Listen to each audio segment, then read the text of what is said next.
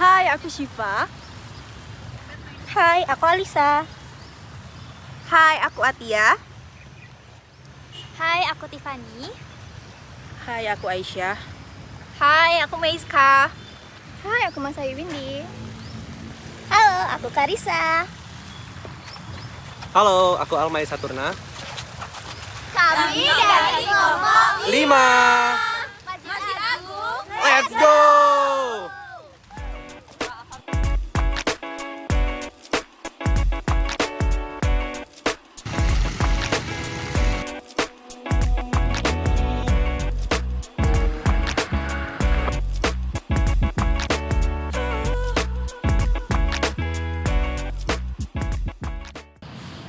Masjid Agung Palembang yang sekarang dikenal sebagai Masjid Sultan Mahmud Badarudin I Jayawigrono merupakan salah satu masjid bersejarah terbesar di daerah Sumatera Selatan yang diresmikan pada tanggal 26 Mei 1748. Nah, Masjid Agung Palembang ini adalah salah satu masjid tertua di Palembang. Dan ini masjidnya.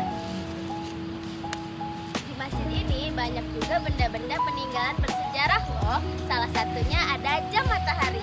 Tugu bersejarah ini merupakan peninggalan Kesultanan Palembang. Di atas ini ada jam matahari.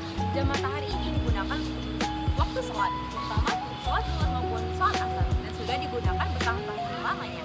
Kebetulan, jam matahari ini sudah berada sejak tahun 1738 Masehi. Nah, sekarang kita berada di salah satu peninggalan bersejarah nih, yaitu kotak amal Masjid Agung. Nah, buat teman-teman yang belum tahu, kotak amal Masjid Agung ini dulunya diprediksi merupakan kotak surat yang sudah berdiri pada abad 18 sampai 19 Masehi. Nah, selain berfungsi sebagai kotak surat biasa, kotak surat ini juga berfungsi sebagai penghubung transaksi antara orang Indonesia dan orang Belanda. Jadi, selain surat biasa tadi, juga terdapat surat-surat perpajakan atau surat-surat transaksi. Nah, baik, di sini saya akan menjelaskan poin-poin penting nih yang ada di kotak amalnya. Yang pertama itu ada Brievenbus. Nah, jadi Brievenbus ini itu artinya kotak amal.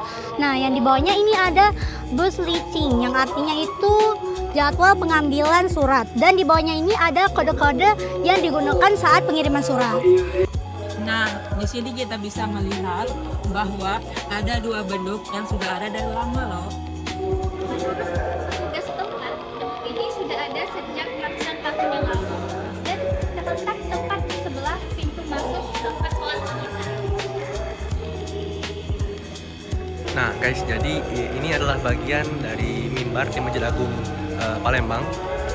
Jadi mimbar ini sudah ada sejak masjid ini dibangun pada abad ke-18 sekitar tahun 1738 oleh Sultan Mahmud Badarudin. Jadi walaupun masjid ini sudah beberapa kali direnovasi, tapi mimbar ini tetap dipertahankan sebagai bagian penting yang punya nilai sejarah. Jadi dari dulu sampai sekarang mimbar ini digunakan biasanya buat khutbah Jumat atau khutbah taraweh, mungkin sebelum mulai sholat taraweh atau setelah sholat taraweh atau mungkin sholat Idul Fitri. Jadi mimbar ini bukan cuma tempat berdiri, tapi juga sebagai saksi sejarah, saksi bisu sejarah penyebaran Islam di Palembang. Sampai sini saja video kami hari ini. Masjid Agung, It's a wrap!